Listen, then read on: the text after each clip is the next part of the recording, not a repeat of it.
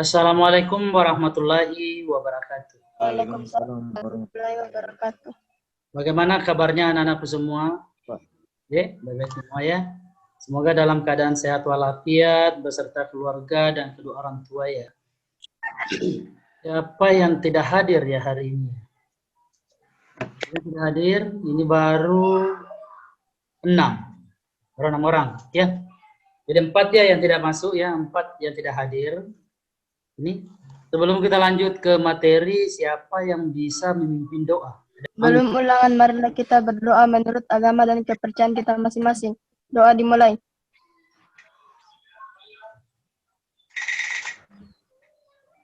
Doa selesai. Oke, cukup ya. Jadi materi sebelumnya itu kita belajar tentang karya seni rupa 2 dimensi. Untuk materi kali ini kita akan belajar tentang karya seni rupa 3 dimensi, yaitu tentang jenisnya dan temanya. Adapun tujuan pembelajaran yang ingin dicapai, yang pertama, peserta didik dapat menganalisis jenis dan tema karya seni rupa 3 dimensi. Terus yang kedua, peserta didik dapat membuat kesimpulan tentang jenis dan tema karya seni rupa 3 dimensi. Sudah bisa dipahami nak tujuannya? Karena nanti ini yang akan kalian capai dalam pertemuan ini, ya, dalam membuat analisis dalam bentuk kesimpulan itu, nanti ini jenis dan temanya yang kalian harus betul-betul pahami jenisnya apa, temanya apa. Ya, jadi nanti saya akan jelaskan, nanti terakhir ada tugasnya, nanti dipresentasikan perorangan. Ya, sudah paham ya? Ini alur pembelajaran kita. Jadi ini saya jelaskan dulu tentang pengertian karya seni rupa 3 dimensi. Ya. Jadi karya seni rupa 3 dimensi itu adalah karya seni rupa yang memiliki 3 ukuran atau 3 sisi. Sisi panjang, sisi lebar, dan tinggi. Jadi tinggi maksudnya di sini bisa berupa kedalaman. Dalam bahasa sederhana, dia memiliki berat, massa, atau value. Dari segi pandangan atau penglihatan, bisa dilihat dari segala arah. Itu kalau karya seni rupa 3 dimensi ya. Jadi kalau karya seni rupa 3 dimensi memiliki 3 ukuran. Makanya dikatakan 3 dimensi. Ya, kalau dia 2 dimensi berarti dia 2 ukuran. Bisa dipahami nak sampai di sini? Yang mana 3 dimensi? Oke, 3 dimensi. Jenis-jenis karya seni rupa 3 dimensi, yang pertama seni patung. Ya, jenis seni patung ini merupakan karya seni rupa yang diciptakan dari bahan yang bervolume seperti batu, kemudian dipahat atau dicetak. Ya, ini seni patung. Ada yang bisa memberikan contoh tentang seni patung seperti apa? Ada yang bisa? Seni patung, ada yang biasa lewat jalur arah ke Parepare atau Pangkep baru, ya? Atau di Makassar, contoh-contoh seni patung yang ada di Makassar, atau yang di bandara, ada patung Sultan Hasanuddin, ya, itu masuk karya seni rupa 3 dimensi. Terus yang berikutnya seni instalasi. Ya, jadi seni instalasi ini adalah seni yang memanfaatkan ruang dan tidak membedakan seni berdasarkan dimensinya. Jadi di dalamnya ini bisa dicampur aduk. Ada karya seni rupa 2 dimensi, ada karya seni rupa 3 dimensi di dalam satu ruang, baru ditata sedemikian rupa. Itu namanya seni instalasi.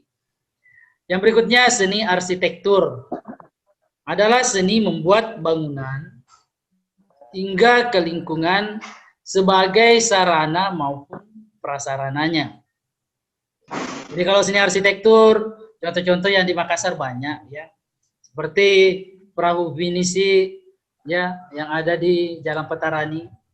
Ada Geraha Vena yang Jalan Urip Sumoharjo ya. Jadi itu contoh-contoh arsitektur salah satunya. Ya. Kita masuk ke seni kriya.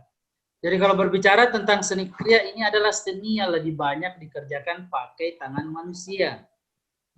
Ya, jadi apa-apa yang lebih banyak dikerjakan pakai tangan manusia untuk seni rupa atau seni rupa 3 dimensi, ya itu masuk seni kriya.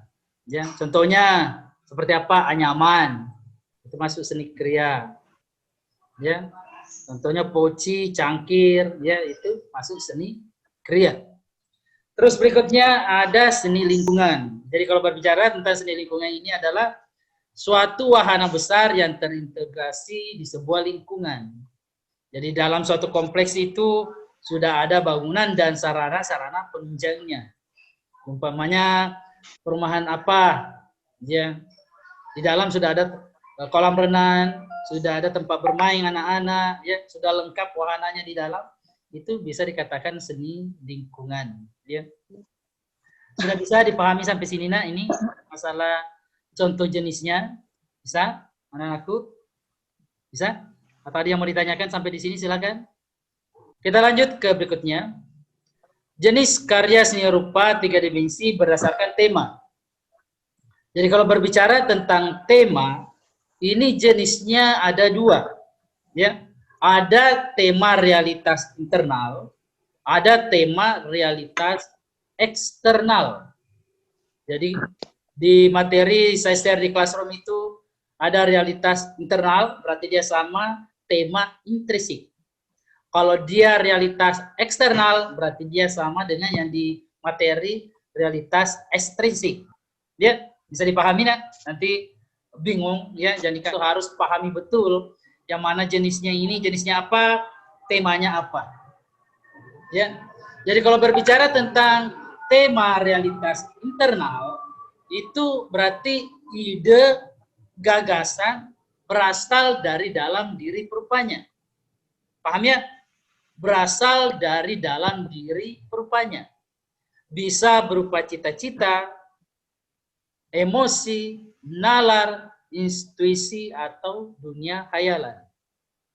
Bisa dipahami ya? Ini tema realitas internal. Terus berikutnya, tema realitas eksternal adalah tema yang muncul dari ide gagasan perupa di luar dirinya. Ya. Dia bisa berupa kemiskinan, ketidakadilan, nasionalisme, dan politik. Jadi kalau realitas eksternal ini artinya tema yang muncul di luar diri perupa, ya.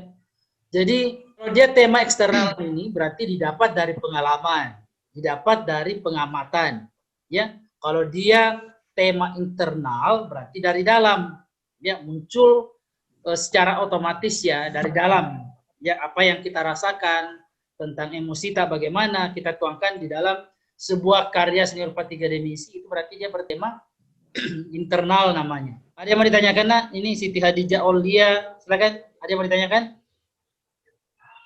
Ya, ada? Oke, kita lanjut ke tugas ya. Jadi ada tugas yang harus dipresentasikan, membuat kesimpulan tentang jenis dan tema karya seni rupa 3 dimensi. Ya, jadi ini anak-anak kalian, anak-anak semua ini analisis gambarnya ini, ya nanti dipresentasikan perorangan, ya. Jadi pilih salah satu gambar, gambar 1 atau gambar 2. Nanti dipresentasikan tentang jenisnya dia apa, dikasih alasannya kenapa memilih jenis itu. Terus temanya apa, apakah dia tema eksternal atau internal. Dikasih alasannya kenapa memilih tema tersebut. Silakan, siapa yang mau presentasi pertama? Silakan. Silakan Muhammad Rizwandi. Jenis karya 3 dimensi. Ya. Karena dapat dilihat dari segala arah, merupakan karya seni rupa murni karena mempunyai nilai estetis tersendiri. Karena merupakan sesuatu yang dihayalkan atau di dalam pikiran mengandung nilai religius. Cukup ya. Lanjut berikutnya siapa lagi? Rizwandi sudah. Saya Pak Rahmiani. Gambar 3 dimensi. Gambar 1 termasuk jenis seni rupa terapan yang mengandung nilai fungsi tertentu di samping nilai seni yang dimilikinya. Tema gambar 1 adalah gambar imajinasi karena untuk mengekspresikan imajinasi pembuat melalui ekspresi patung. Nomor 2. Gambar 2. Jenis gambar 2 termasuk jenis seni rupa murni karena lebih mengutamakan keindahan daripada fungsi. Tema gambar 2 adalah arsitektur karena menunjukkan nilai seni dari seniman pembuat arsitektur bangunannya. Oke, cukup Rahmiani. Silakan yang lainnya bisa. Siapa lagi? Saya Pak, Candi Borobudur. Oke, silakan Sahriani. Temanya religius. Jenis eksternal. Alasannya tema yang muncul di luar dirinya. Di luar diri perupanya. Ya, Pak. Oke, cukup. Yang berikutnya, Siti Khadijah Aulia. Jenis topeng yaitu jenis terapan karena